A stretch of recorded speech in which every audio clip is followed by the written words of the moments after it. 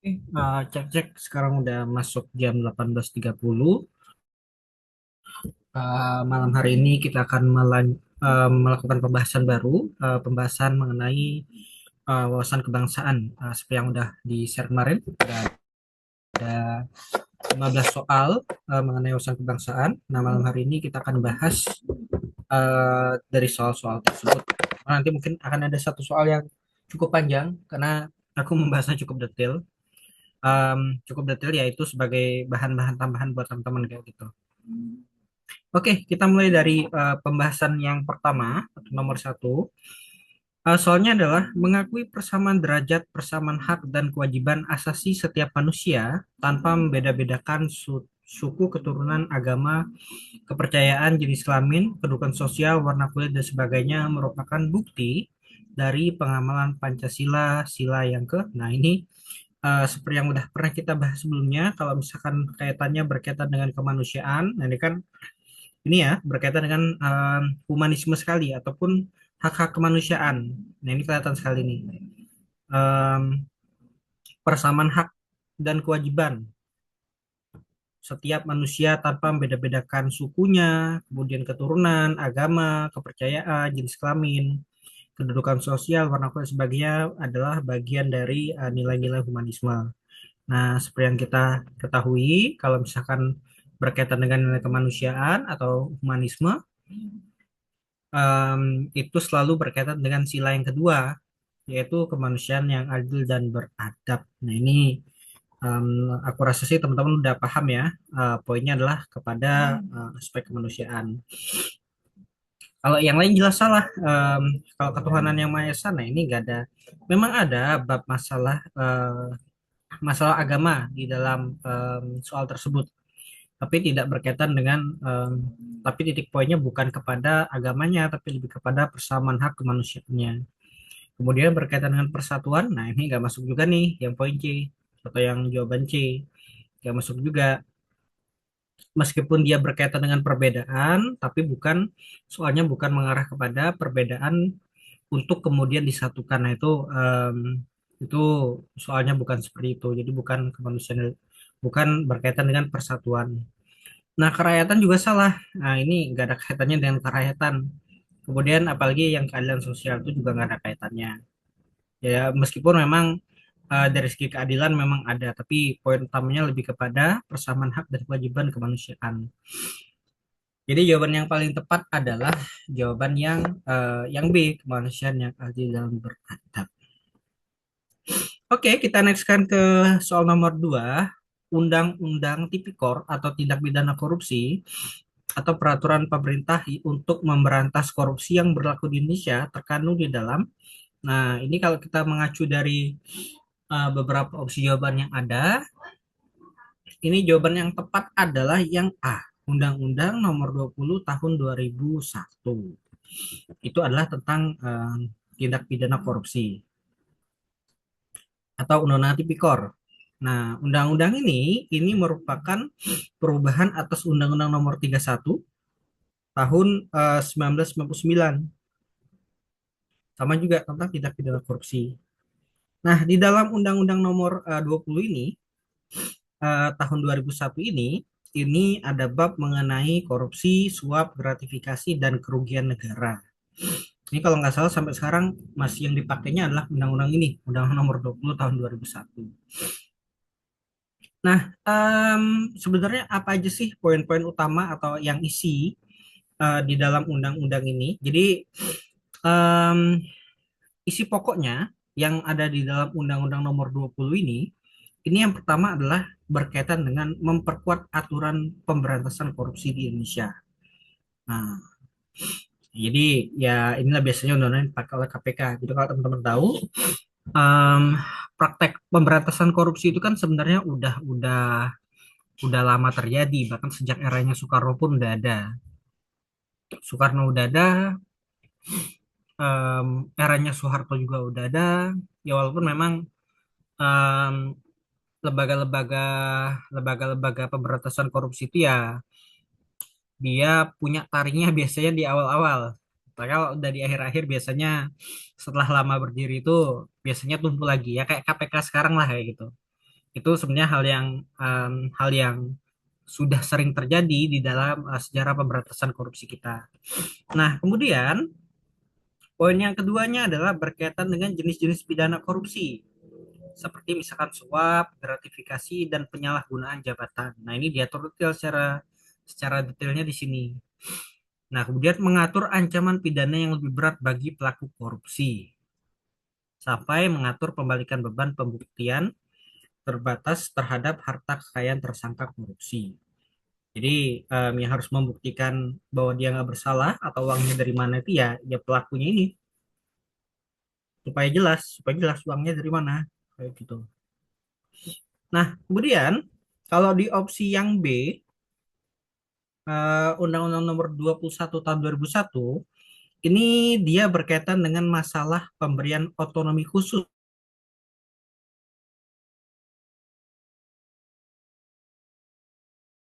Satu. Yang pertama, isinya adalah memberikan kewenangan luas bagi Papua untuk mengatur pemerintahan,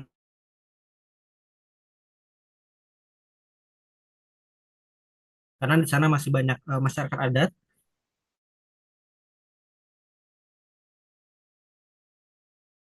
kultural orang asli Papua.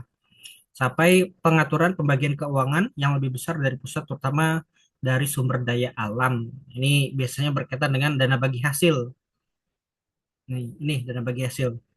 Kalau kita bahas sebelumnya kan, dana bagi hasil ini biasanya berkaitan dengan hasil dari pajak daerah atau biasanya dari sumber daya alam. Jadi daerah-daerah yang punya biasanya sumber daya alam lebih, nah itu biasanya dia kena dana bagi hasilnya cukup tinggi dari pemerintah pusatnya. Nah, ini ada diatur dalam sini gitu. Ini berkaitan dengan otonomi khusus. Nah, kemudian kalau Undang-Undang Nomor 22-nya yang opsi C itu mengatur masalah sektor minyak dan gas bumi atau migas. Nah, isinya adalah poin-poinnya mengatur masalah kegiatan hulu berupa eksplorasi dan eksploitasi serta hilir. Nah, jadi ada hulu ada hilir, pengolahan, distribusi sampai niaga. Kemudian ada juga poin mengatur masalah membuka peran swasta dan investasi asing dalam industri migas. Jadi nggak cuma perusahaan negara doang, tapi juga swasta juga boleh terlibat. Kemudian ada bab masalah atau aturan mengenai pembentukan lembaga pengelola sektor migas. Ya dulu ada namanya BP Migas, sekarang baru jadi SKK Migas. Kemudian menjamin bahwa sumber daya migas tetap dikuasai oleh negara untuk kemakmuran rakyat. Nah, ini jelas sekali nih. Ini poin yang sangat jelas sekali berkaitan dengan masalah pengaturan sumber daya migas. Sebenarnya sumber dayanya yang dimaksud itu kadang-kadang kalau di dalam Undang-Undang Dasar itu nggak cuma migas doang, tapi juga sumber daya alam yang lain. Nggak cuma berkaitan dengan minyak dan gas bumi, tapi kemudian kayak emas, kemudian kayak timah, nikel, dan seterusnya. Itu dipakai demi kemakmuran rakyat. Jadi kalau misalkan dalam dalam peraturan perundang-undangan yang dibentuk itu ternyata bertentangan dengan undang-undang dasar itu, maka bisa dipastikan undang-undang yang dibuat baru itu melanggar undang-undang dasar. Nah, itu jadi permasalahan. Kenapa? Karena undang-undang yang lebih lemah atau yang ada di bawah itu tidak boleh bertentangan dengan undang-undang yang di atasnya. Nah, makanya ketika ternyata misalkan nih dalam pembukaan tambang atau dalam pembukaan pembukaan pengelolaan tambang tertentu itu ternyata merugikan rakyat. Nah, itu sebenarnya itu sebenarnya lebih kepada pelanggaran terhadap terhadap Undang-Undang Dasar, karena dia tidak dibuat atau tidak tidak dilakukan demi kepentingan masyarakat umum, hanya kepentingan segelintir orang saja. Nah, itu untuk Undang-Undang Nomor 2 Tahun 2001. Ini berkaitan dengan masalah pengelolaan sektor migas atau minyak bumi dan gas. Nah, kemudian kalau di opsi yang D itu mengatur masalah penyelenggaraan sektor ketenaga listrikan di Indonesia. Nah, ini isi pokoknya di dalam undang-undang ini ada beberapa poin. Yang pertama mengatur masalah produksi, transmisi, distribusi hingga penjualan listrik. Nah, kemudian memberikan peluang peran swasta dalam penyediaan listrik. Cuman ini aku juga masih bertanya nih, sebenarnya em, peran swasta dalam penyediaan listrik ini pada sektor apanya? Karena sektor listrik kita kan sepenuhnya dikuasai oleh PLN atau dimonopoli, bahasa bahasa kasarnya adalah dimonopoli oleh PLN sebenarnya. Peran swastanya pada sektor apa ya? Mungkin pada sektor ini ya, pada sektor penjualan atau pada sektor pengadaan-pengadaan barangnya mungkin mungkin ada yang seperti itu. Tapi kalau secara penguasaan sepenuhnya, setahu kelistrikan di Indonesia itu ya dikuasai sepenuhnya oleh PLN kayak gitu. Kemudian mengatur sistem persaingan dalam industri listrik. Oh ya, ya ini catatannya setelah di ini kemudian dibatalkan melalui Mahkamah Konstitusi pada tahun 2004 karena bertentangan dengan pasal 33 UUD 95 terkait penguasaan atau cabang produksi penting. Ya karena setahu aku memang penguasaan kita itu ya dikuasai oleh negara sepenuhnya kayak gitu. Nah, kemudian kalau yang terakhir opsi E itu berkaitan dengan Undang-Undang Nomor 21 Tahun 2002 itu berkaitan masalah ratifikasi konvensi. Nah, atau ratifikasi konvensi ILO nomor 81 tentang Labor Inspection Industry and Commerce. Nah, poin-poinnya itu berkaitan dengan masalah sistem pengawasan ketenagakerjaan di sektor industri dan perdagangan. Kemudian menjamin adanya inspektur tenaga kerja yang mengawasi penerapan hukum ketenagakerjaan. Sampai pada yang terakhir adalah melindungi hak pekerja, keselamatan pekerja, dan kondisi kerja yang layak. Itu di dalam pasal 21 tahun 2002. Jadi ingat teman-teman kalau misalkan berkaitan dengan masalah tipikor tadi atau tindak pidana korupsi ini adalah Undang-Undang Nomor 20 tahun 2001. Nah, itu masalah isinya ya poin-poin tentang tindakan suap, gratifikasi sampai penyalahgunaan jabatan. Oh ya, nepotisme bahasa simpelnya seperti itu.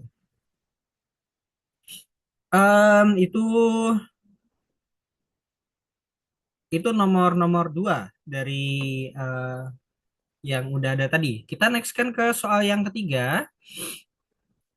Apa yang dimaksud dengan gotong royong dalam budaya Indonesia? Nah, ini sangat jelas sekali ya. Gotong royong ini adalah kerjasama dan solidaritas.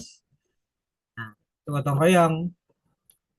Jadi kalau dalam budaya Indonesia, gotong royong itu biasanya didefinisikan sebagai kegiatan bekerja bersama-sama untuk mencapai tujuan tertentu yang dilakukan secara sukarela. Ya, istilah ini berasal dari kata gotong atau pingkul atau angkat dan royong bersama yang secara harfiah berarti mengangkat beban secara bersama-sama. Nah, hal ini menunjukkan bahwa gotong royong ini merupakan praktik untuk perwujudan dari nilai solidaritas, kekeluargaan, dan kebersamaan jadi ciri khas bangsa Indonesia. Ini kalau ini sebenarnya teman-teman harusnya nggak terlalu kesulitan ya. Karena kalau opsi yang lain kayak sifat individualisme, ya ini pasti salah. Ini bertentangan dengan gotong royong. Karena gotong royong itu tidak mengenal sifat individualisme. Bertentangan dengan hal tersebut. Kalau semangat persaingan, nah ini kurang tepat juga ya. Karena kalau dalam gotong royong itu sebenarnya mereka malah bersama-sama. Kalau semangat persaingan ya artinya ada lawannya em, antar individu, mungkin antar kelompok. Tapi kalau gotong royong ya ini kerjanya bareng-bareng, harusnya nggak ada persaingan. Itu salah juga.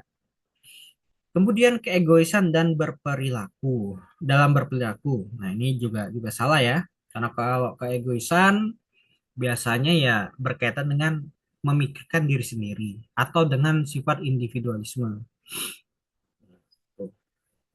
Kalau yang E, pengutamaan kepentingan pribadi juga salah. Nah, ini berkaitan dengan individualisme juga. Ini harusnya ya nggak terlalu ini ya, harusnya teman-teman nggak terlalu terkecoh lah. Ini kalau kaitannya sama gotong royong, itu ya berkaitan dengan kerjasama, bersama-sama, solidaritas. Nah, itu poin-poin di dalam namanya gotong royong. Jadi jadi sebenarnya udah kelihatan sekali em, poin-poin di dalam gotong royong tersebut. Ini kalau nggak salah dulu em, ada salah satu tokoh bangsa itu yang mengusulkan gotong royong itu sebagai nilai di dalam dasar negara atau dalam Pancasila. Iya. Ah, itu kalau nggak salah Soekarno itu pernah mengusulkan gotong royong sebagai salah satu nilai. Karena dia melihat bahwa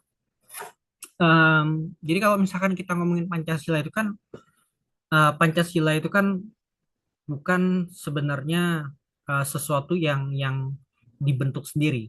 Tapi Soekarno kalau ngomong Pancasila itu sebenarnya adalah sesuatu yang kita temukan dari masyarakat Indonesia sendiri. Jadi kalau kita ngomongin ditemukan, artinya Pancasila itu udah ada sebelumnya. Cuman memang tidak ada yang merumuskan. Makanya dia ngomong nilai-nilai Pancasila itu adalah nilai yang udah ada di masyarakat, yang kita temukan, kemudian kita rumuskan. Nah, kalau versinya Soekarno, gotong royong itu dalam filosofinya atau filosofi hidupnya dan di Pancasila, dia melihat bahwa gotong royong itu bukan sekedar kerja bakti. Ini lebih mendalam lagi maknanya. Dia melihat bahwa gotong royong itu adalah salah satu asas kebangsaan yang membanting tulang, pemerasan keringat dan perjuangan membantu bersama untuk kepentingan bersama. Jadi kalau versinya Soekarno dia ngomong bahwa kalau kita kalau saya bisa menyederhanakan Pancasila yang ada 5 itu silanya cukup satu kata dia ngomong. Apa itu? Yaitu gotong royong. Jadi bahasa simpelnya ya dia ngomongnya ya nilai-nilai yang ada dalam Pancasila itu ya versinya Soekarno itu adalah gotong royong. Nah, itu itu salah satu hal yang definisi Pancasila yang menurutku cukup cukup membekas dari seorang Soekarno itu. Karena dia melihat bahwa gotong royong ini adalah bagian dari semangat kebersamaan, semangat kolektif untuk membangun bangsa. Nah, gotong royong ini juga menurut dia itu merupakan salah satu cara untuk menekan perbedaan dan lebih menekankan pada aspek persatuan. Nah, itu em, yang dia sampaikan. Nah, jadi sebenarnya sebenarnya kalau kita ngomongin masalah gotong royong ya itu memang memang udah ada di dalam masyarakat Indonesia sendiri. Hanya kemudian kalau versinya Soekarno itu kemudian dirumuskan dan dibuat dalam lima nilai namanya Pancasila. Ya kalau dia ngomongin gitu ya itu versi penafsirannya Soekarno ya ada aspek-aspek Pancasila. Nah, kita next kan ke soal nomor 4. Nah, ini nomor 4 ini adalah masalah penyelenggaraan pemilu pertama kali di Indonesia pada tahun 1955. Merupakan salah satu prestasi yang dicapai pada masa, nah ini adalah jawaban yang tepat adalah pada masa Kabinet Burhanuddin Harahap. Nah, ini tahun 55. Kalau teman-teman tahu, em, ini kan tahun 55 ini kan masih dalam masa-masa namanya demokrasi liberal. Demokrasi liberal itu ya salah satu produk em, demokrasi yang cukup-cukup banyak sekali terjadi pergantian kabinet. Tapi ini em, sebenarnya kalau kita kita kita rinci masih lebih banyak ada satu kabinet lagi yang lebih banyak tahu. Kayaknya kabinet era Soekarno itu juga banyak. Kabinet era Soekarno sama era Soeharto itu cukup banyak karena mereka ini sering gonta-ganti kabinet, gonta-ganti menteri-menterinya. Jadi kalau sekarang itu ada menteri-menteri yang di reshuffle dan seterusnya, em, dulu itu malah bukan menterinya yang di reshuffle, tapi kabinetnya yang diturunkan kayak gitu. Itu zamannya Soekarno kayak gitu. Nah, makanya dari tahun 50 sampai 59 itu sering kali terjadi pergantian kabinet. Nah, kalau berkaitan dengan pemilu pertama, nah ini kan pemilu pertama ini kan tahun 55, 1955. Ini salah satu pemilu yang partai peserta pemilunya itu banyak sekali. Bahkan kayaknya sampai 30, bahkan kayaknya ada sampai 50 saya. Kalau nggak 30 sampai 50 seingatku. Jumlah partai yang ikut. Itu kalau teman-teman pernah cari em, surat-surat pemilihan umum yang pertama, itu ada list banyak partainya sekali gitu. Ada banyak partai. Dan tuh cukup banyak partainya dan dari berbagai macam golongan. Ada partai Islam, em, ada partai Kristen waktu itu tahu, Katolik juga ada kalau nggak salah. Aku lupa Katolik atau Protestan, tapi kayaknya Katolik Protestan juga ada. Kemudian ada kalau Hindu sama Buddha kayaknya nggak ada seingatku. Kemudian ada Partai Nasionalis PNI, ada partai namanya Partai Sosialis Indonesia atau PSI, bukan PSI yang sekarang. Ada juga namanya Partai Komunis Indonesia. NU itu seingatku juga sempat jadi partai. Nah, itu adalah di periode pemilihan umum yang pertama ini. Itu di masa kabinet Burhanuddin Harahap. Itu pemilihan yang pertama. Nah, sebenarnya pemilihan di masa tersebut, di pemilihan umum yang pertama ini, tahun 55, itu dilakukan dua tahap. Tahap yang pertama itu pada tanggal 29 September, itu untuk memilih memilih anggota DPR atau anggota legislatif yang sekarang. Baru tanggal 15 Desembernya itu untuk memilih anggota konstituante. Nah, konstituante ini adalah orang-orang yang menduduki jabatan di Dewan Konstituante. Ya ingat ya, di pertemuan sebelumnya kita udah pernah bahas. Kalau berkaitan sama konstituante, yaitu berkaitan dengan namanya konstitusi. Kalau berkaitan dengan konstitusi, yaitu berkaitan dengan undang-undang dasar, ya bisa berkaitan dengan itu. Nah,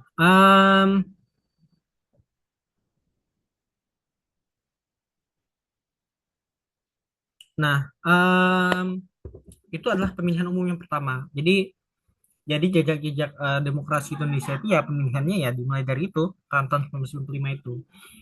Nah, baru mulai sekitar di era Orde Baru, setahu partai-partai yang banyak ini kemudian disederhanakan. Jadi namanya fusi partai. Disederhanakan menjadi tiga partai. Ada yang pertama itu um, P3 atau PPP, itu adalah gabungan dari partai-partai Islam. Kemudian ada PDI, bukan PD yang sekarang ya, Partai Demokrasi Indonesia, yang nantinya berubah menjadi Partai Demokrasi Indonesia Perjuangan atau PDIP. Nah, PDI itu adalah gabungan dari Partai Nasionalis atau PNI, kemudian partai-partai Kristen. Nah, itu jadi PDI. Makanya logo PDIP itu ya mengikuti logo PDI. Logo PDI itu mengikuti sebenarnya logonya logo PNI. Kalau teman-teman searching logo PNI itu adalah logo logo banteng juga setahu. Ya karena embrionya dari sana. Makanya PDI itu PDIP sering pakai gambar Soekarno itu sebenarnya mereka selain karena Megawati itu adalah anaknya Soekarno, memang PDIP itu juga ada bau-bau PNI sebenarnya sejak awalnya kayak gitu. Nah, itu di masa Orde Baru. Oh, satu lagi partainya namanya Golkar, Golongan Karya. Isinya adalah biasanya adalah orang-orang dari ABRI, militer kayak gitu yang masuk sana. Itu di masa Orde Baru. Jadi dari 40-50-an partai tadi disederhanakan jadi tiga. Itu di masa Orde Baru. Nah, jadi cukup jauh sekali, timpang sekali ya. Nah, kemudian balik lagi ke tadi pemilihan umum yang pertama. Nah, ini dilaksanakan sebenarnya di masa Kabinet Burhanuddin Harahap tahun 55. Cuman secara persiapan itu udah dilakukan di masanya Kabinet Ali Sastroamidjojo. Itu yang pertama, Ali Sastroamidjojo yang pertama. Jadi Ali Sastroamidjojo ini kan dua kali nih kabinetnya.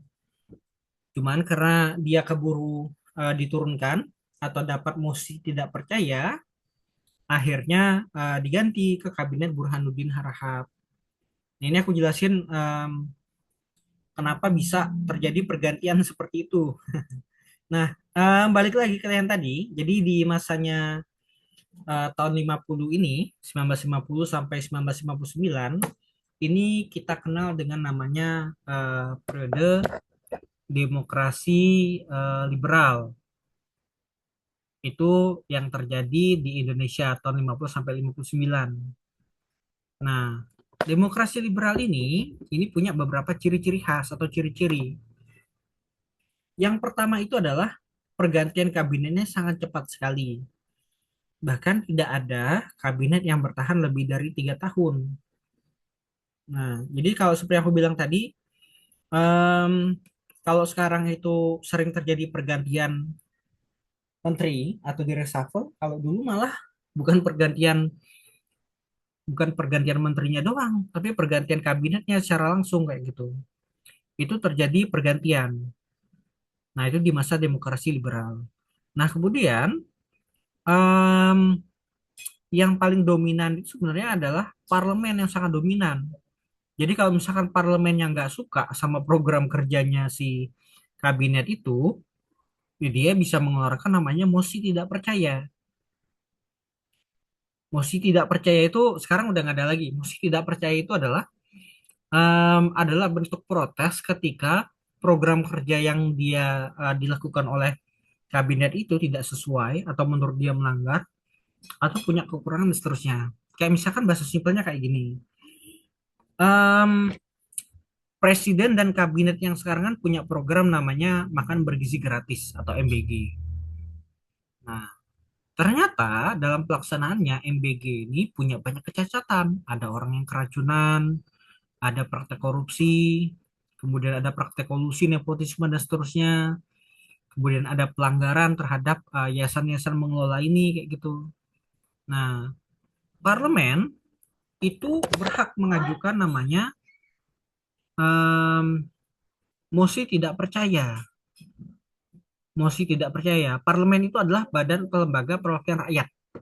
Ya mirip seperti ya dia seperti bahasa simpelnya adalah DPR-nya lah itu, DPR dan DPD-nya. Nah, DPR dan DPD itu mengajukan mosi tidak percaya terhadap terhadap kabinet tersebut.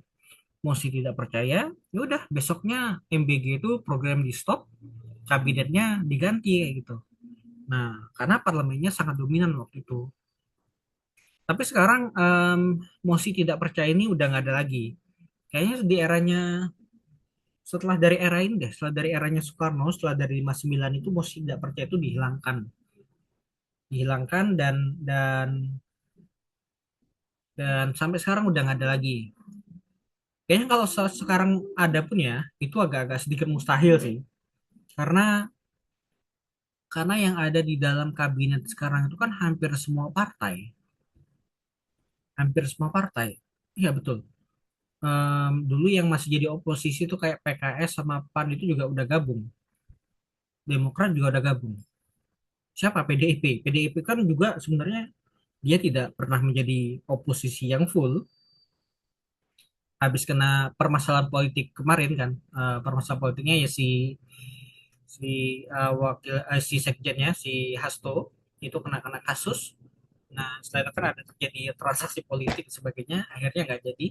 Kayaknya PDIP itu sebenarnya tidak pernah jadi oposisi secara penuh.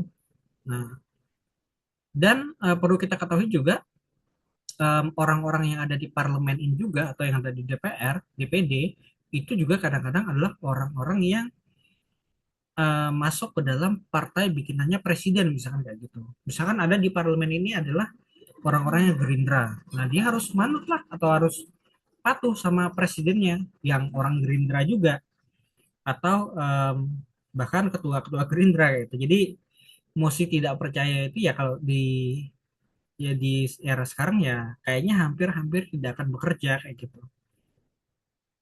Karena orang yang ada di parlemen, di DPR itu juga adalah orang-orangnya atau perwakilan-perwakilan yang ada di kabinet tadi kayak gitu. Jadi mereka satu partai sebenarnya kadang-kadang kayak gitu. Jadi makanya hal itu nggak boleh terjadi. Nah, ini berbeda dengan di era demokrasi liberal, di mana orang-orang yang masuk ke dalam kabinet itu biasanya satu partai, jadi kayak Masyumi semua atau orang-orang independen. Nah, orang yang gak suka sama Masyumi ini kan banyak, kayak PSI, PKI dan seterusnya. Mereka mengajukan aja mosi tidak percaya. Ya udah, mosinya kabinetnya runtuh dan sebagainya.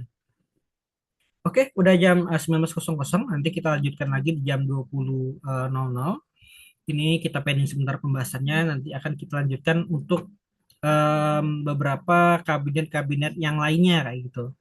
Oke, mungkin saya buat sesi pertama ini. Kita ketemu lagi di jam 20.00.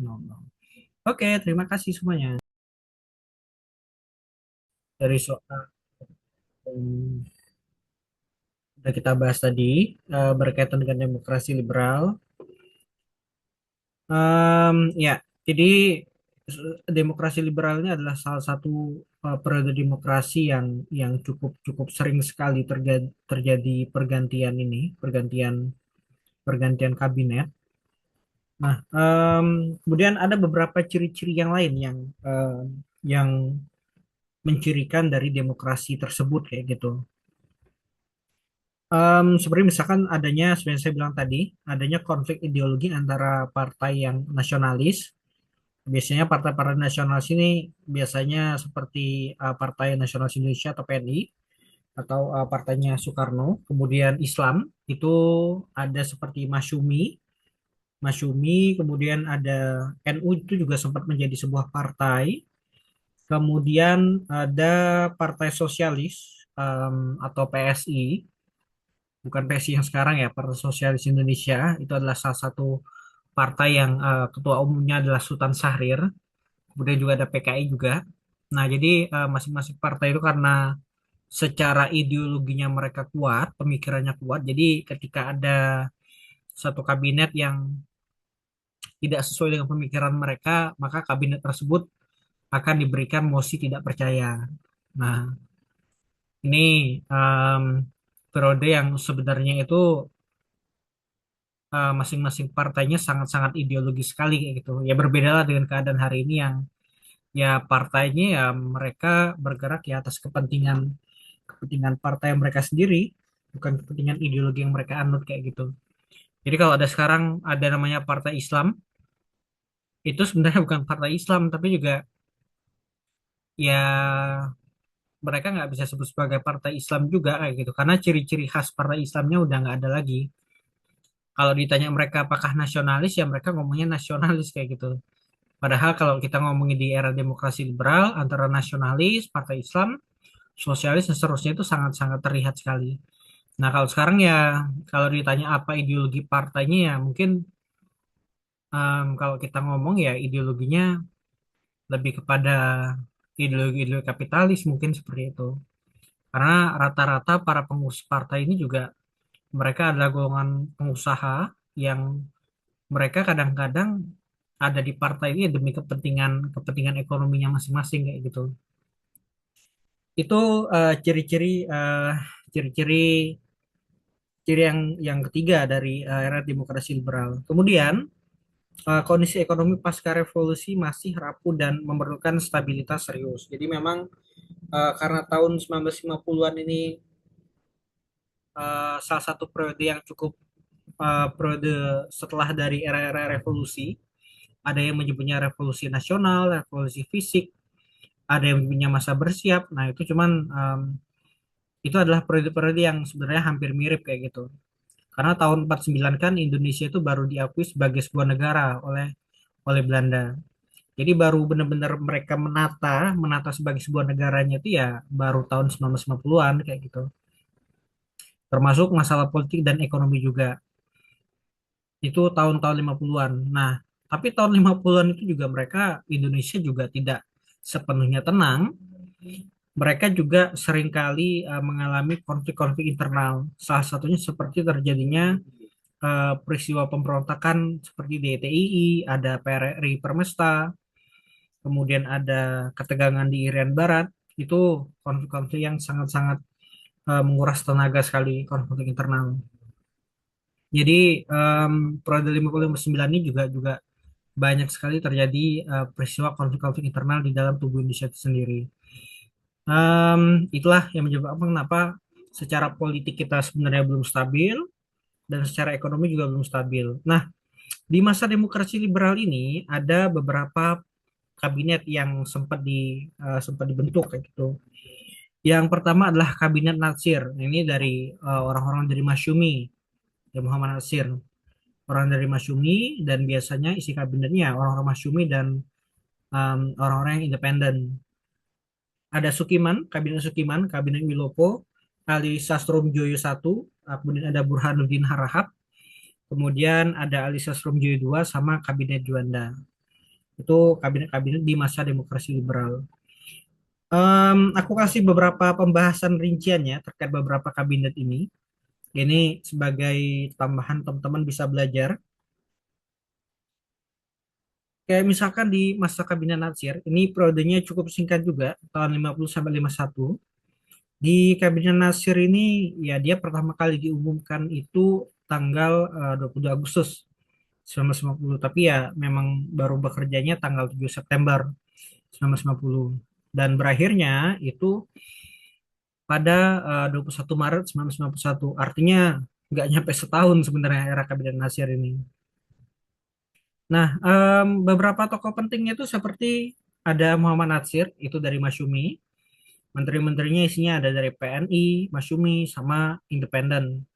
Nah, ini em, salah satu hal yang terkenalnya itu di masa Natsir ini adalah ketika dia menyampaikan pidato integral. Pidato integral ini menyatakan atau menyatukan negara-negara bagian RIS menjadi satu negara kesatuan. Nah, ya kita tahu ya kalau di em, periode Republik Indonesia Serikat ini negara-negara kita itu menjadi diubah menjadi negara-negara bagian, ya kayak Amerika Serikat lah kayak gitu. Nah, kemudian em, namun dinamika politik di masa itu tuh antar antara PNI dan Masyumi ini menghadapi tekanan politik sejak awal. Jadi banyak gonjang-ganjing di sana gitu. Nah, ada beberapa program kerja yang ditawarkan di masanya Kabinet Natsir ini sendiri. Yang pertama itu adalah mempersiapkan penyelenggaraan pemilihan umum untuk Dewan Konstituan itu dalam waktu yang singkat kayak gitu. Jadi di masa awal ini udah ada rencana untuk menyelenggarakan pemilihan umum, kemudian mencapai konsolidasi dan menyempurnakan susunan pemerintahan serta membentuk peralatan negara yang bulat berdasarkan pasal 146 di dalam Undang-Undang Dasar Sementara 1950. Nah, ingat teman-teman, tahun 1950 ini undang-undang yang dipakai itu bukan Undang-Undang Dasar 1945, tapi UUD 1950. Karena Undang-Undang Dasar 1945-nya itu kan mau diganti.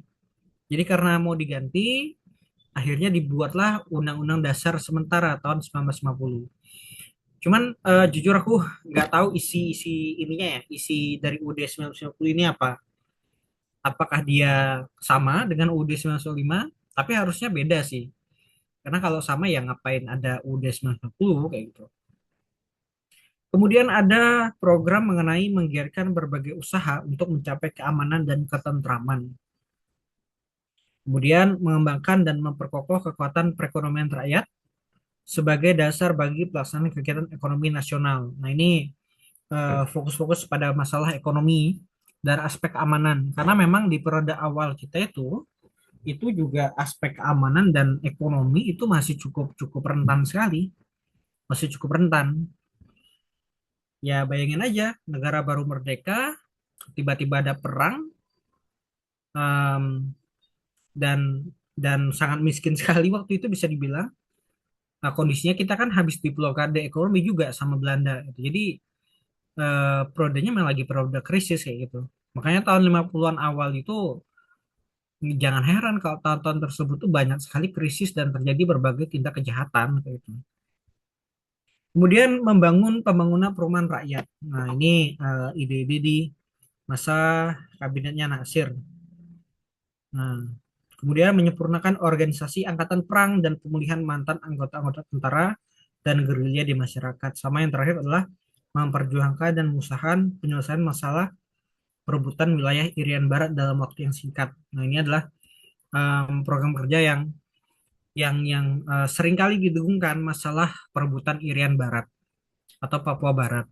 Baru benar-benar bebasnya itu setahu Irian Barat ini kayaknya tahun 1962. Itu setelah dari demokrasi liberal ini.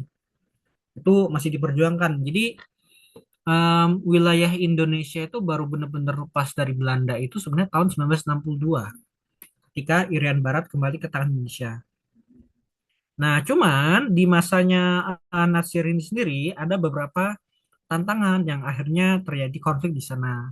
Adalah yang pertama adalah konflik dengan PNI terkait pembagian kekuasaan. Nah, ini ingat ya bahwa di dalam tubuhnya kabinet Natsirin sendiri ada orang-orang Masyumi, ada orang PNI. Jadi ya udah karena dua-duanya partai besar, PNI itu kan partai besar, partai pemenang pemilu.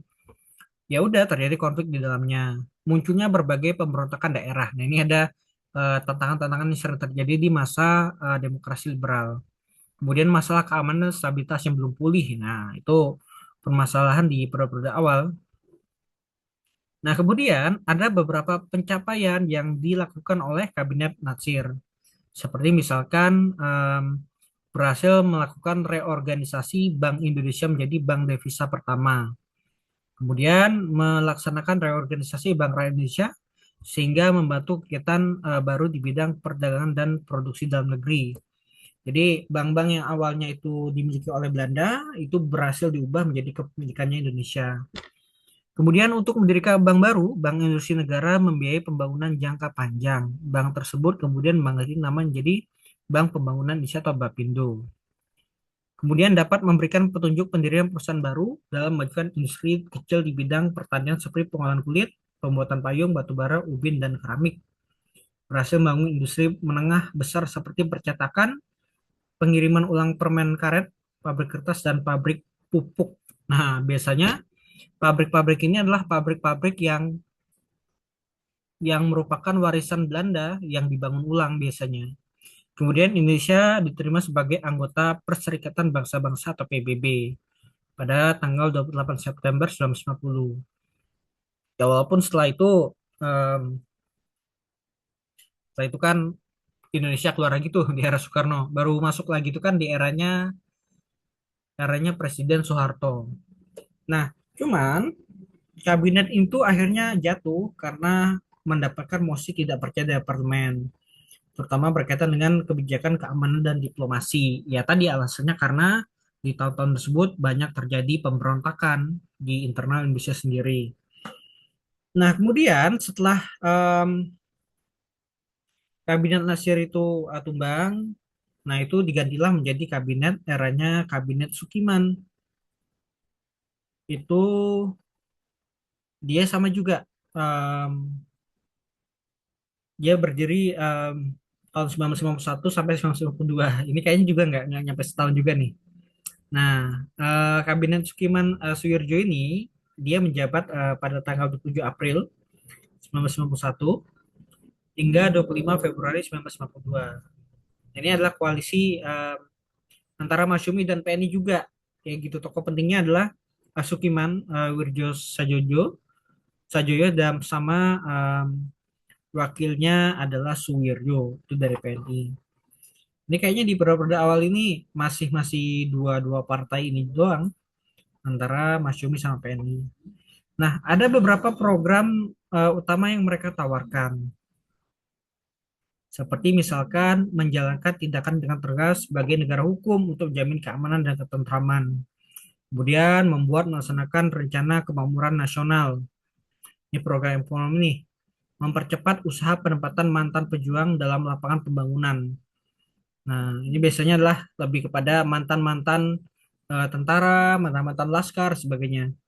Menyelesaikan persiapan pemilihan umum. Nah, kemudian menyiapkan undang-undang tentang pengakuan serikat buruh, menjalankan politik luar negeri yang bebas aktif, sama memasukkan wilayah Irian Barat ke dalam wilayah Republik Indonesia. Nah, itu adalah agenda-agenda yang terus didengungkan masalah Irian Barat. Walaupun baru benar-benar masuknya itu tahun 1962. Nah, kebijakan kontroversialnya itu mereka melakukan sebuah perjanjian MSA. atau Mutual Security Act dengan Amerika Serikat yang memberikan bantuan militer dan ekonomi kepada Indonesia. Nah, ini dianggap perjanjian ini melanggar pandangan politik luar negeri bebas aktif Indonesia.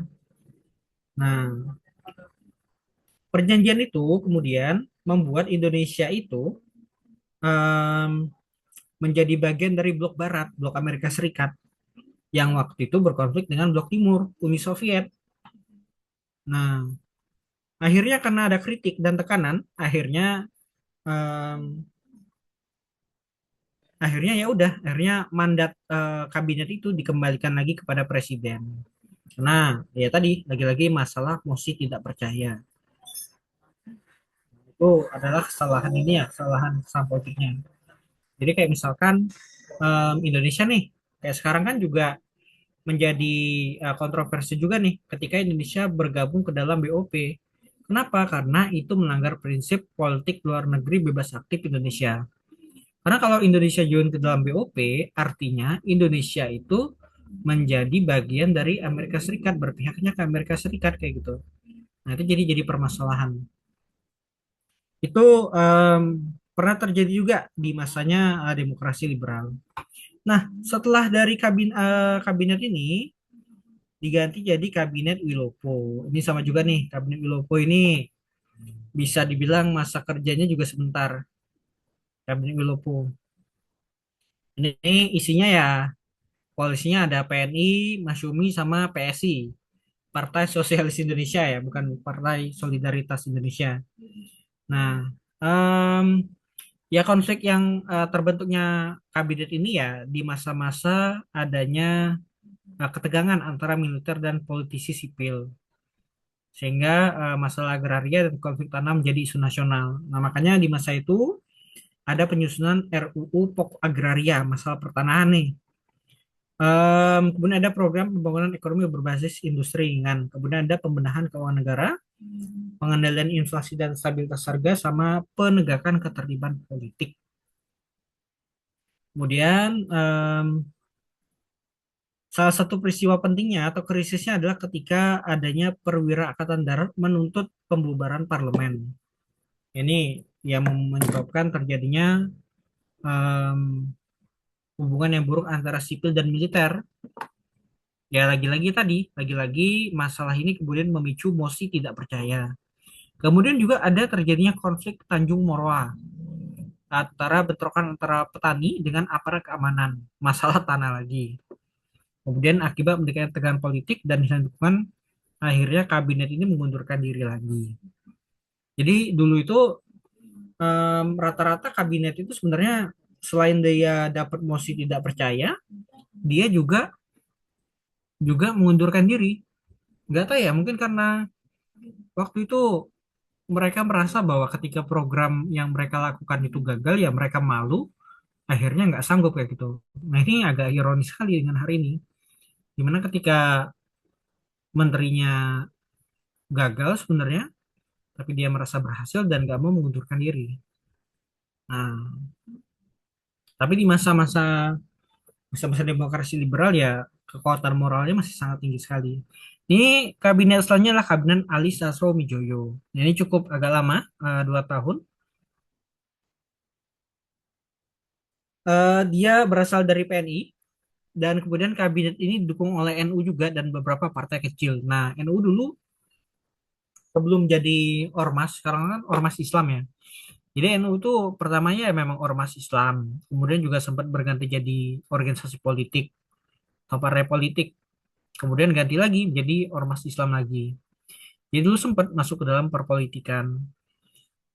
Beberapa kebijakannya mereka yang ditawarkan adalah menyiapkan pelaksanaan pemilu 1995 yang tadi ya, kemudian meningkatkan mutu pendidikan dan akses sekolah, memperluas pelayanan kesehatan sama pembangunan ekonomi rakyat dan penguatan diplomasi bebas aktif. Itu Ali Sastroamidjojo.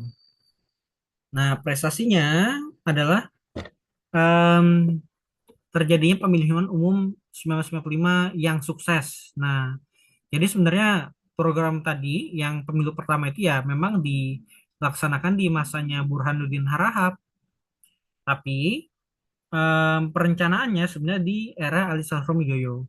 Maka kadang-kadang pemilu 1995 ini juga dimasukkan ke dalam periodenya si ini Ali Sastroamidjojo. Kemudian ada namanya Konferensi Asia Afrika. Nah, Konferensi Asia Afrika ini adalah konferensi yang ada di antara negara-negara di kawasan dunia ketiga. Nah, em,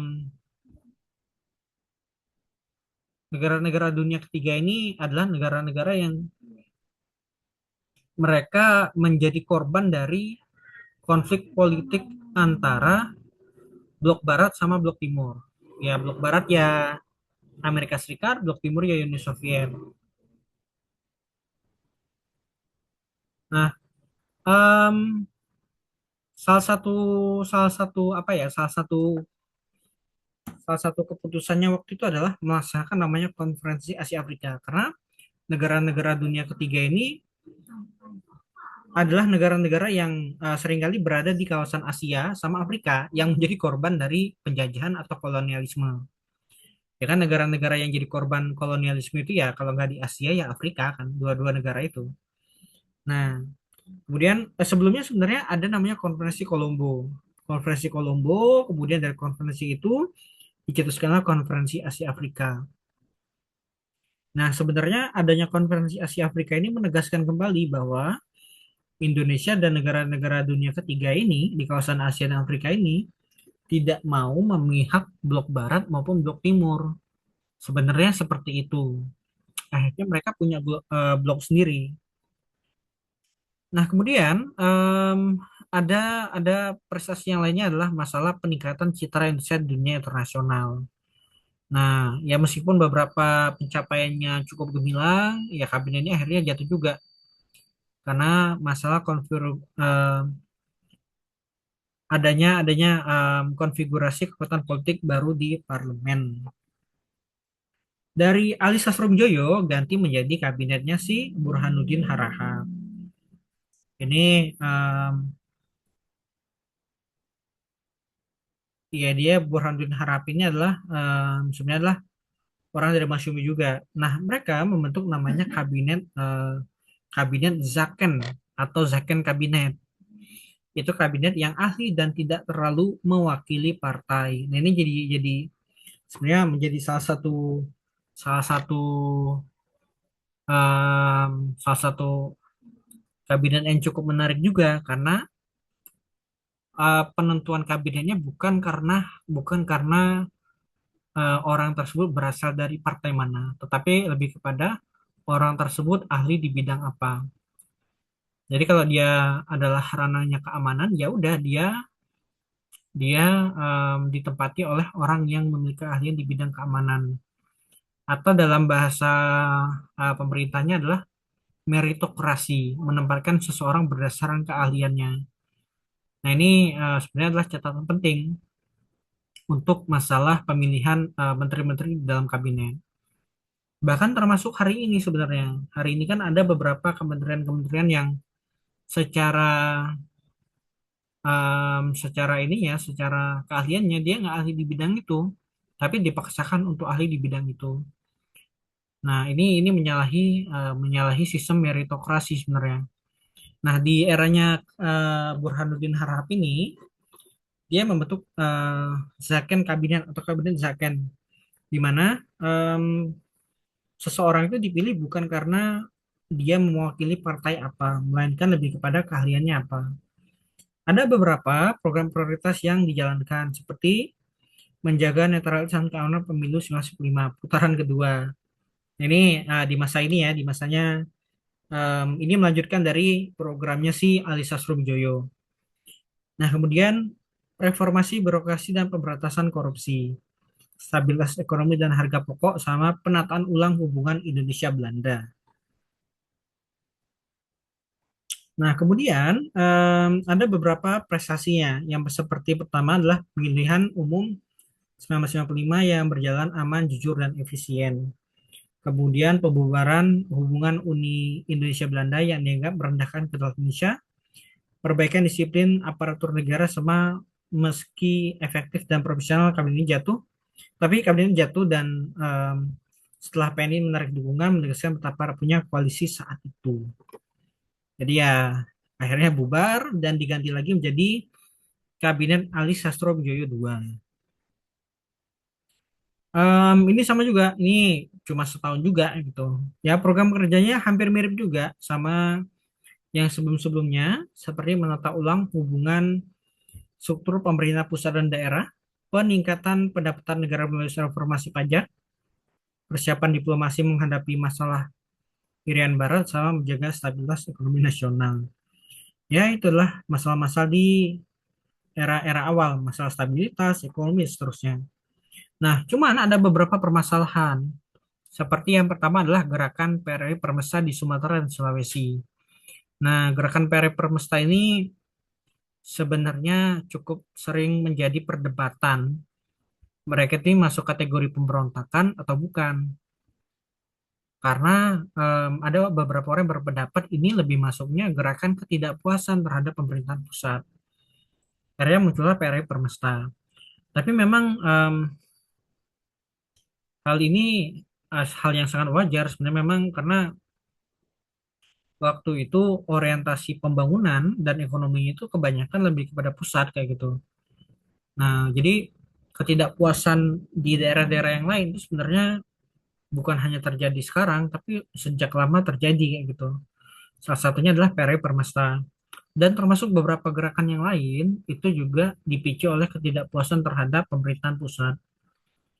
Nah, kemudian adanya inflasi dan lemahnya ekonomi nasional. Ya, lagi-lagi masalah ekonomi, ketidakpuasan militer terhadap dominasi politik sipil, kemudian konflik tajam antar partai di parlemen, kemudian akhirnya dia jatuh karena politik internal dan terjadinya pemberontakan daerah. Nah, baru yang terakhir ada namanya Kabinet Juanda. Ini dinamakan Kabinet Karya karena fokus kepada program kerja pembangunan fisik, stabilitas ekonomi, penyelesaian konflik PRI Permesta, sama konsolidasi pertahanan keamanan. Kemudian program utamanya yang mereka tawarkan, nasionalisasi perusahaan-perusahaan milik Belanda. Ini perusahaan-perusahaan yang awalnya dimiliki oleh Belanda itu diambil alih oleh pemerintah Indonesia. Nah, makanya banyak-banyak perusahaan-perusahaan di awal itu ya bukan mereka mendirikan dari nol, tapi itu adalah perusahaan Belanda yang dinasionalisasi. Tapi ya kadang-kadang ya nasionalisasi itu nggak sepenuhnya berhasil. Banyak juga yang akhirnya akhirnya bangkrut juga gitu. Ya alasannya dulu karena yang pertama tenaga ahlinya kurang, yang kedua Indonesia sepertinya belum siap untuk mengalami apa ya, transfer teknologi itu. Ya iyalah, memang dulu setahu ada kebijakan bahwa Belanda itu harus mentransfer teknologinya ke Indonesia. Ya, cuman ya kita berpikir secara logika lah, nggak mungkin negara penjajah, negara kolonial kayak Belanda mau mentransfer teknologi dan pengetahuannya ke negara jajahannya gitu. Ya wong mereka diusir kok kayak itu, simpelnya seperti itu. Nggak mau. Kemudian ada pembangunan sarana infrastruktur seperti jalan dan pelabuhan, sama memperkuat posisi Indonesia dalam sengketa Irian Barat. Nah, ini lagi-lagi masalah Irian Barat. Kemudian capaian terbesarnya itu adalah mereka menyatakan bahwa Indonesia merupakan negara kepulauan. Nah, ini adalah mereka mencetuskan namanya Deklarasi Juanda.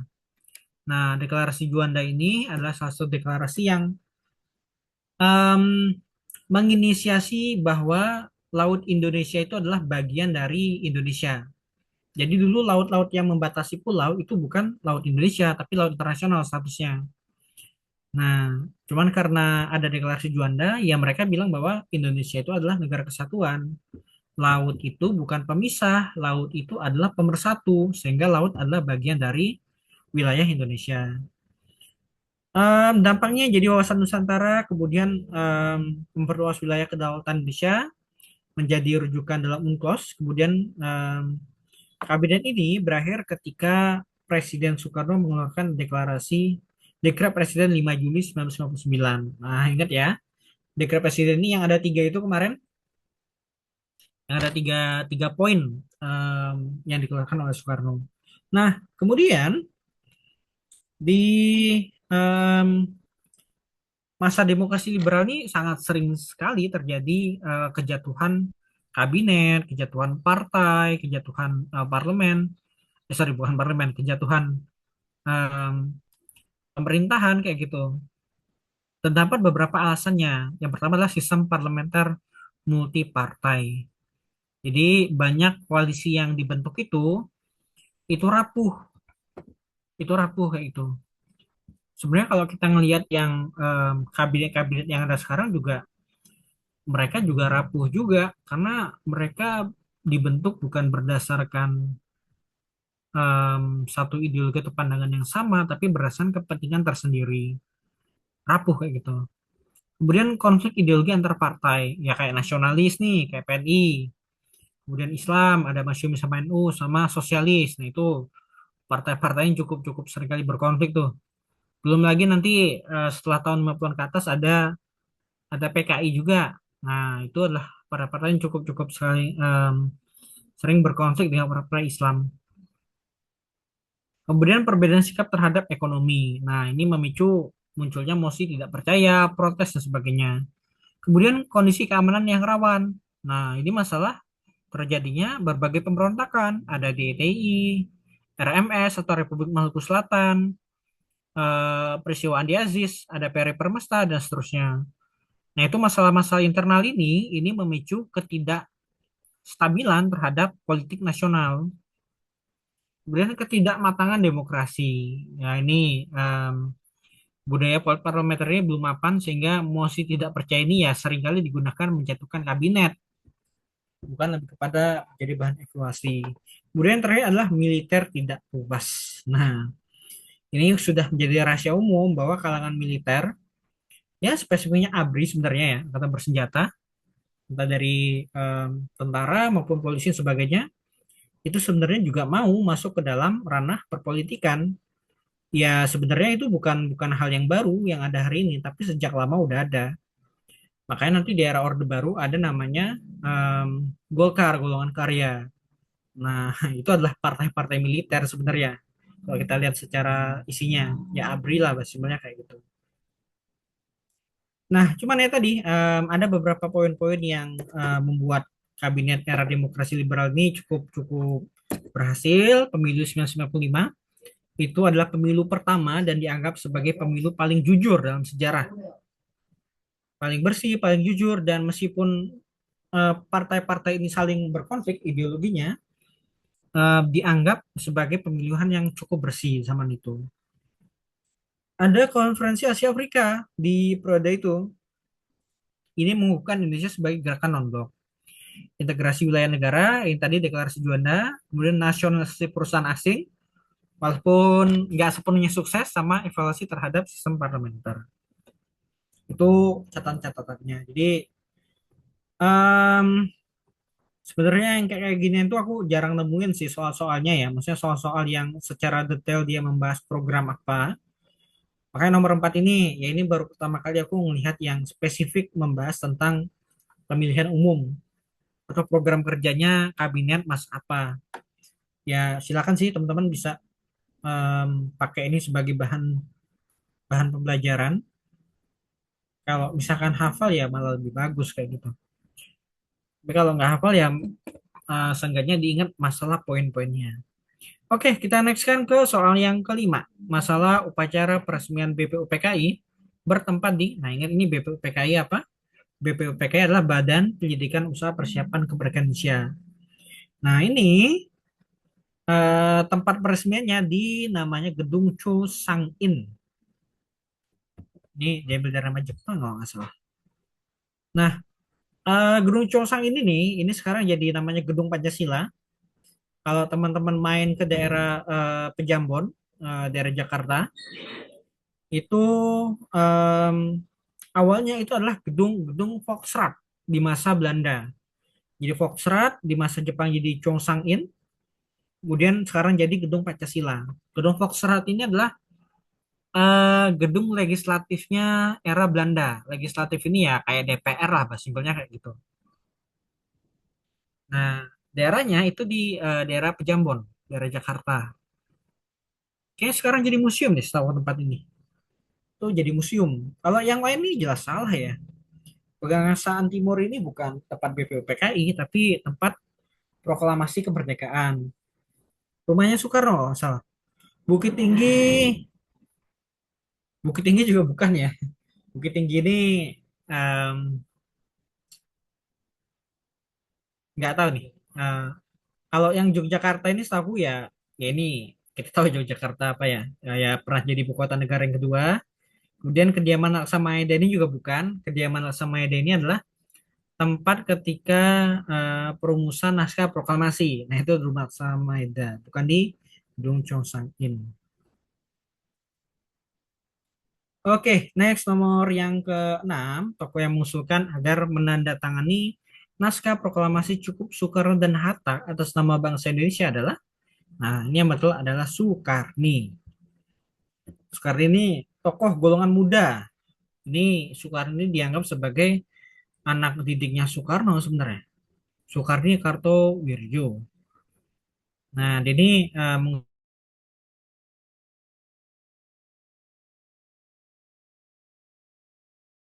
orang-orang yang di sana cukup banyak tuh. Ada Muhammad Hatta, ada Sayuti Melik,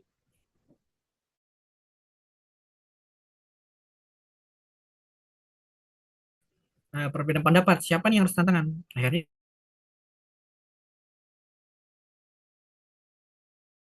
dua tokoh yang memakai nama atas nama bangsa Indonesia. Pertanyaannya kenapa bukan atas nama presiden dan wakil presiden? Hah, jawabannya adalah karena waktu itu status mereka berdua bukan sebagai presiden dan wakil presiden Indonesia. Mereka itu baru menjadi apa ya, penetapan sebagai presiden wakil presiden itu di sidang PPKI tanggal 18 Agustus. Nah, sedangkan proklamasinya kan tanggal 17 tuh. Ya udah, mereka atas nama bangsa Indonesia. Ya itu pertanyaannya. Kalau ada yang tanya kenapa bukan sebagai presiden dan wakil presiden. Kalau yang lain, BMD ini ya dia orang, dia wartawan. Jadi ini adalah tokoh yang berhasil menyelamatkan naskah asli teks proklamasi yang dibuang ke tempat sampah. Ya, ini naluri seorang wartawan ya sebagai arsip-arsip nih.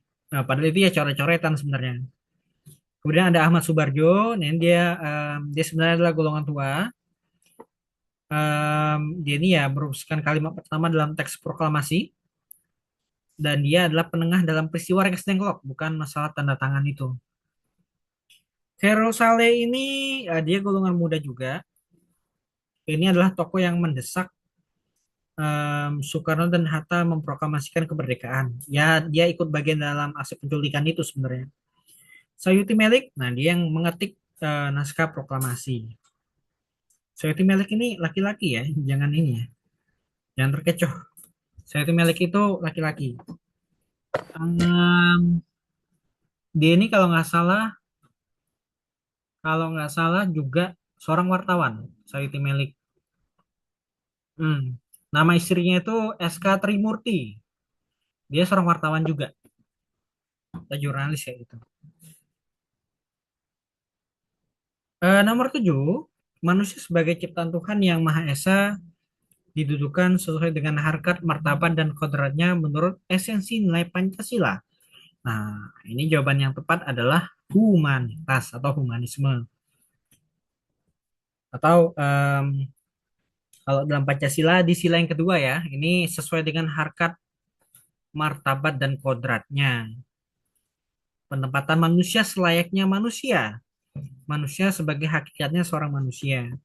Pada hakikatnya, pada kodratnya itu adalah nilai-nilai masalah humanisme atau humanitas. Itu itu jadi hal yang patut kita ingat ya. Masalah kemanusiaan dan beradab itu adalah penekanan pada aspek kemanusiaannya, humanitasnya atau humanismenya. Kalau yang lain religius ini ya dia mengacunya pada sila yang pertama biasanya. Em, Sosialitas ini ya dia berkaitan sama kemasyarakatan. Ya mungkin lebih kepada sila yang kelima ya. Kalau nasionalisme ini dia lebih kepada sila yang ketiga, masalah persatuan kebangsaan. Kalau yang sovereignitas ini aku juga baru dengar deh. Ini kayaknya ternyata masalah berkaitan dengan kedaulatan.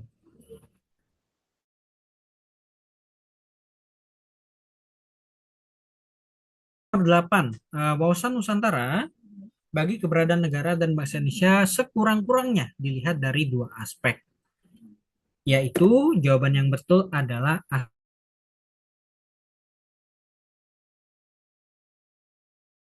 dan B. Nah, wawasan Nusantara ini kalau kita ingat, ini adalah cara pandang bangsa Indonesia terhadap diri dan lingkungannya yang senantiasa harus berlandaskan dua aspek utama yang membentuk identitas bangsa. Yang pertama adalah masalah geografis. Nah, geografis ini mereka menuju kepada kenyataan bahwa Indonesia adalah negara kepulauan atau archipelago state dengan letak strategis di antara dua benua dan dua samudera. Nah, pada aspek sosiokulturalnya, ini mengacu kepada keberagaman suku, budaya, agama, dan bahasa atau Bhinneka Tunggal Ika yang harus dijaga sebagai satu kesatuan bangsa yang utuh. Jadi ingat kalau masalah wawasan Nusantara, dia memperhatikan dua aspek, geografis, masalah letak dia di antara dua benua dan dua samudera, um, ya dua benua dan dua samudera itu kalau secara sosiokulturalnya dia merujuk kepada keragaman suku, budaya, dan agama dan seterusnya gitu. Jadi aspek ini yang harus harus uh, dilihat oleh wawasan Nusantara itu sendiri. Oke, itu masalah wawasan Nusantara. Kalau yang lain, fisiologis ini agak kurang nyambung ya. Fisiologis ini biasanya merujuk kepada fungsi biologis makhluk hidup. Kalau ya kalau geopolitik ini ya ini lebih kepada em, lebih kepada bahasa lain dari wawasan Nusantara itu sendiri. Kemudian ini nggak masuk juga. Jadi yang paling tepat adalah yang B, geografis dan sosiokultural.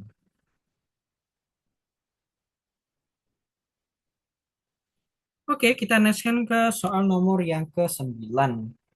Dituangkannya rumusan Pancasila dalam pembukaan UUD 1945 mengandung konsekuensi. Nah, jawaban yang tepat adalah yang A, Pancasila secara logis konstitusional telah secara formal menjadi dasar negara Indonesia. Ini teman-teman ingat ya, kalau rumusan Pancasila yang sah itu ada di dalam UUD, pembukaan UUD 1945 di alinea yang keempat atau paragraf keempat. Nah, ini alinea keempat ya. Nah, ini memberikan landasan hukum yang kuat dan sah bagi posisi Pancasila. Secara yuridis konstitusional, hal ini berarti bahwa Pancasila memiliki status hukum sebagai norma dasar atau pokok kaidah fundamental negara. Jadi kalau ada pertanyaan mengenai rumusan yang sah mengenai dasar negara, mengenai Pancasila di mana, ya ada di dalam alinea keempat pembukaan Undang-Undang Dasar. Jadi Pancasila ini menjadi dasar negara yang sah, berlaku dan mengikat seluruh lembaga negara serta warga negara. Sama segala peraturan Indonesia harus bersumber dan tidak boleh bertentangan dengan nilai Pancasila tersebut. Nah, ini berkaitan dengan hierarki perundang-undangan. Kalau kita belajar hierarki perundang-undangan kan yang tertinggi kan Undang-Undang Dasar. Nah, di Undang-Undang Dasar itu ya bagian pembukanya kan ada Pancasila itu. Jadi makanya kalau orang bikin undang-undang di Indonesia itu tidak boleh bertentangan dengan UUD 1945. Ya spesifiknya juga nggak boleh bertentangan dengan Pancasila. Kayak gitu. Karena kalau bertentangan ya artinya dia melanggar melanggar undang-undang dasar, melanggar konstitusi.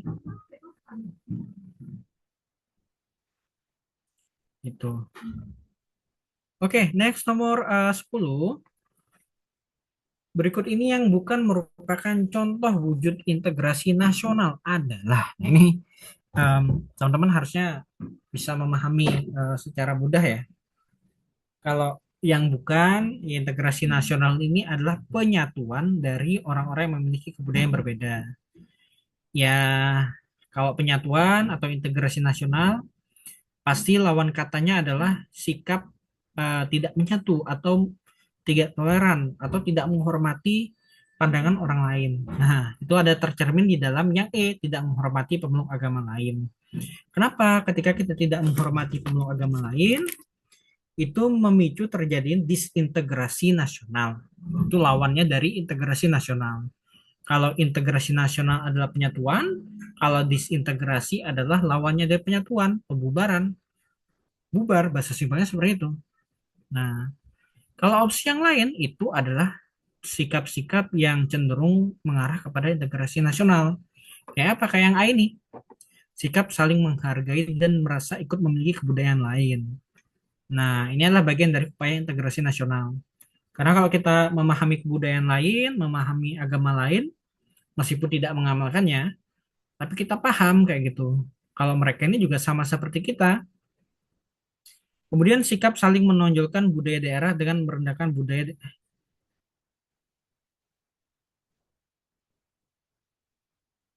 Sorry, sorry, sorry. Ini kayak yang opsi B ini juga salah juga ya. Sikap saling menonjolkan budaya daerah dengan merendahkan budaya daerah lain. Oh iya, ini kayaknya juga masuk kategori em, bukan bagian dari integrasi nasional juga nih. Kalau dia cenderung menonjolkan budaya daerahnya sendiri dan merendahkan budaya daerah lain, ini memicu disintegrasi nasional juga nih. Iya, ini yang B ini juga ya. Kemudian sikap toleransi antar umat beragama, ini jelas lebih kepada integrasi nasional. Kemudian diadakan pekan olahraga nasional yang diselenggarakan setiap 4 tahun sekali. Ya, ini juga bagian dari integrasi nasional. Berkompetisi secara sehat di dalam event nasional. Ini kayaknya opsi yang B sama yang E em, ini juga jawaban yang ini deh. Kayaknya ini juga jawaban juga. Berarti kemungkinan jawabannya ada dua, yang B sama yang E. Karena sikap saling menonjolkan budaya daerah ini artinya dia cenderung menonjolkan budaya dia dan melihat budaya orang lain itu sebagai budaya yang rendah gitu. Nah, itu juga bagian dari bentuk uh, disintegrasi nasional. Oke. Tapi kalau dari lembar jawabannya kan lebih kepada yang E ya. Tapi kalau dari kita analisis sebenarnya kayaknya yang B ini juga iya. Oke, next nomor yang 11, semangat nasionalisme baru dalam usaha pergerakan kemerdekaan diawali dengan munculnya organisasi. Nah, jawaban yang betul adalah Budi Utomo. Ya, ini adalah organisasi yang dianggap sebagai organisasi pergerakan nasional pertama yang mengusung semangat nasionalisme. Walaupun ini cukup debatable ya, maksudnya perdebatan juga banyak karena dianggap Budi Utomo ini cuma mewakili mewakili orang-orang Jawa doang kayak gitu dan dia setahu spesifik lebih kepada golongan priai sebenarnya. Nah, tapi kalau kita mengacu dari soal-soal yang ada, ini sebenarnya memang memang sering jadi perdebatan nih di kalangan mahasiswa sejarah. Kenapa Budi Utomo yang jadi simbol organisasi pergerakan nasional pertama? Kenapa bukan Syarikat Islam? Tapi ya udahlah em, karena biasanya jawabannya mengacu pada Budi Utomo, ya kita pilih itu aja ya. Cuman kalau di luar dari itu ya ini sering jadi debatable juga. Makanya nanti tanggal 20 Mei 1908 ini menjadi Hari Kebangkitan Nasional. Nah, kalau di beberapa instansi pemerintah biasanya ada upacara bendera karena 20 Mei itu dianggap sebagai Hari Kebangkitan Nasional. Karena tanggal 20 Mei itu berdirinya Budi Utomo. atau organisasi modern pertama yang dia bergerak untuk kepentingan nasional. Tuh. Ya, salah satu program yang mereka tawarkan waktu itu adalah pada ranah pendidikan sosial dan budaya. Walaupun yang terkenalnya bidang pendidikan ya, tapi secara umum memang dia lebih kepada ranah pendidikan sosial dan budaya. Kenapa pendidikan? Karena waktu itu em, salah satu hal yang dibutuhkan untuk merdeka, karena pemikiran merdeka itu udah ada tahun segitu, bebas dari penjajahan Belanda itu udah ada. Itu adalah melalui pendidikan. Nah, pendidikan itulah yang membuka wawasan, membuka pandangan bahwa mereka adalah bangsa merdeka. Karena bisa jadi tahun-tahun itu ya masyarakat-masyarakat yang biasa nggak punya pendidikan menganggap bahwa dijajah oleh Belanda itu adalah hal yang wajar. Jadi teman-teman, nggak bisa kita melihat bahwa tahun-tahun segitu ya kita melihat bahwa masyarakat itu pandangannya semuanya sama. Masyarakat itu dianggap sebagai mengerti bahwa mereka itu sedang jajah. Jangan-jangan tahun-tahun itu ya mereka menganggap kalau ada orang-orang Belanda ya mereka wajib menghormati dan itu adalah hal yang wajar kayak gitu. Nah, tahun-tahun segitu ya itu hal yang umum terjadi. Padahal kalau mereka udah dapat pendidikan, mereka tahu kalau mereka itu adalah bangsa yang terjajah sebenarnya. Nah, makanya setelah dari era pergerakan nasional ini kan perlawanan-perlawanan itu ya banyak digagas oleh orang-orang yang bersekolah, orang yang berpendidikan kayak gitu. Nah, makanya programnya waktu itu adalah program pendidikan gratis. Tuh. Itu ya melalui namanya Budi Utomo. Kalau yang lain sebenarnya kayak Sarekat Dagang Islam, ini sebenarnya dia lebih kepada corak-corak ekonomi ya, corak ekonomi. Sarekat Dagang Islam berubah menjadi Sarekat Islam, ya sama, tetap dia lebih kepada ranah ekonomi juga. Kemudian Indis Party itu adalah organisasi politik atau partai politik pertama. Kalau Perhimpunan Indonesia ini juga dia adalah organisasi yang waktu itu banyak dibentuk oleh mahasiswa-mahasiswa Indonesia yang ada di Belanda. Ya tokohnya kayak Sultan Syahrir, Muhammad Hatta, itu adalah tokoh-tokoh Perhimpunan Indonesia. Jadi usaha kemerdekaan ini tidak cuma ada di dalam negeri.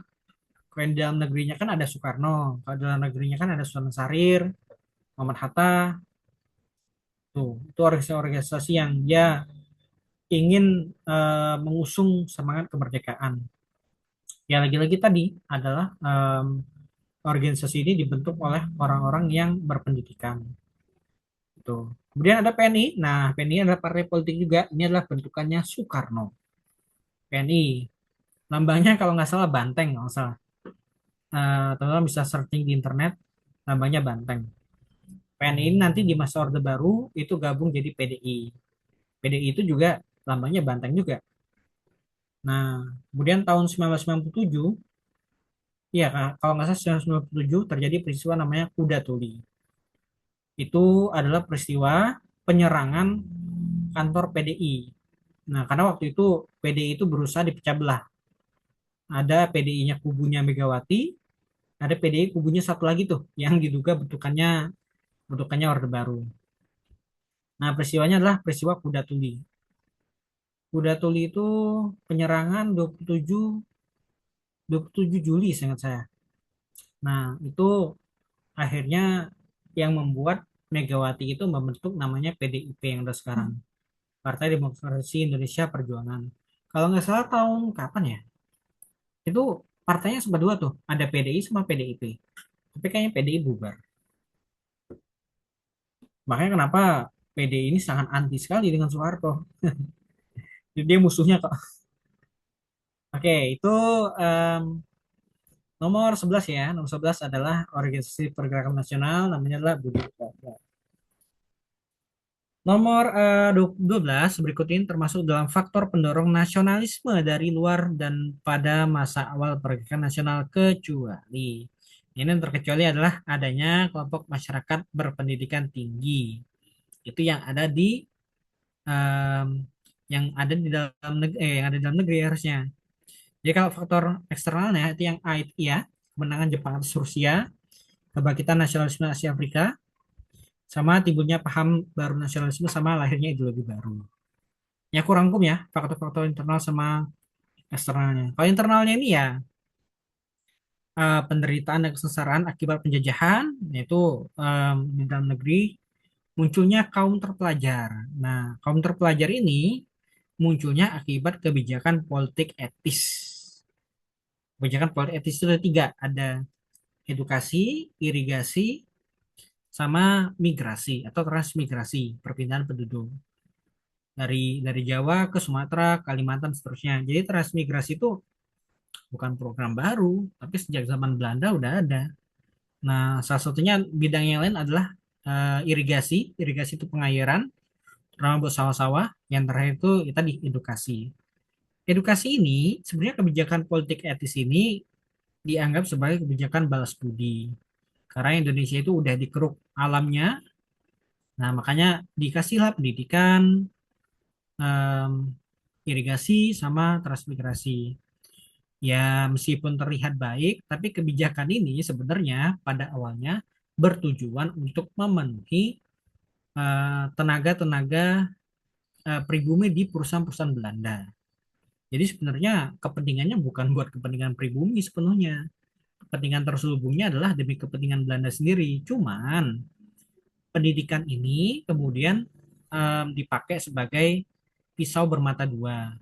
Ya dipakai buat membangkitkan semangat nasionalisme. Kemudian kenangan kejadian masa lalu, yaitu melalui kerajaan Sriwijaya Majapahit sama diskriminasi rasial. Kemudian faktor eksternalnya tadi ada beberapa yang mirip, kayak ada kemenangan Jepang atas Rusia. Nah ini dianggap sebagai bahwa bangsa Asia itu bisa loh menang sama Eropa. Kemudian perkembangan pergerakan nasional di luar negeri, adanya masuknya paham baru. Ya paham baru banyak liberalisme, nasionalisme, komunisme, dan seterusnya. Nomor 13, nasionalisme dalam arti sempit meliputi pengertian. Ini yang betul adalah perasaan kebangsaan yang sangat tinggi. Itu secara sempit seperti itu pengertiannya. Jadi kalau ingat nasionalisme, ya ingat kebangsaan. Nah ini perasaan nasionalisme yang lebih tinggi. Tapi ya kadang-kadang pada kategori yang ekstrimnya bisa menjadi chauvinisme. Jadi dia memandang bangsanya tinggi dan memandang rendah bangsa lain. Kemudian penetapan pertama kali UUD 1945 dinyatakan sebagai hukum dasar yang sah dan berlaku di Indonesia dilakukan oleh, nah ini yang betul adalah PPKI. Itu di sidang PPKI. Kapan sidangnya? Tanggal 18 Agustus 1945. Itu kan waktu itu em, sidang PPKI yang pertama itu, kasih sini ya, di lembar baru aja. Jadi sidang PPKI itu baru mulai sebenarnya habis setelah proklamasi. Kenapa? Karena em, Soekarno dan Muhammad Hattanya kan keburu diculik tuh. Jadi nggak sempat sidang sebenarnya mereka. Ada tiga keputusan. Yang pertama adalah penetapan presiden dan wakil presiden. Presidennya Soekarno, ya wapresnya Muhammad Hatta. Kemudian penetapan UUD 1945 sebagai dasar negara. Sama yang terakhir adalah usulan pembentukan KNIP atau Komite Nasional Indonesia Pusat. Itu nomor 14. Ini gampang sih ngehafalnya sih, nggak terlalu rumit kalau PPKI. Nah, nomor 15, pada saat berlakunya UUD 1945, pertama kali yang berkutu sebagai pembantu presiden adalah, nah ini yang betul adalah yang C, Komite Nasional atau Komite Nasional Indonesia Pusat, KNIP, bukan KNPI ya. Kalau KNPI beda lagi. Kalau KNPI itu kan Komite Nasional Pemuda, masalah. Itu dibentuk oleh Komite Nasional. Komite Nasional Indonesia Pusat ini. Ya dia tugasnya seperti apa ya? Mungkin seperti kementerian ya, yang membantu presiden, masih banyak kayak gitu. Karena waktu itu juga kondisinya sedang mendesak dan sebagainya. Oke, teman-teman sekalian itu dari 15 soal pembahasan yang udah ada. Sekarang udah jam 9. Apakah ada pertanyaan sebelum akhirnya saya tutup untuk kesempatan malam hari ini? Nah, nanti aku kirimin di ini ya, di grup untuk pembahasannya. Oke, sepertinya oke sebenarnya tidak ada. Oke, baiklah untuk itu saja buat kesempatan malam hari ini. Terima kasih atas kesempatan dan waktunya. Lebih dari saya lebih dan kurang mohon maaf dan selamat beristirahat dan terima kasih.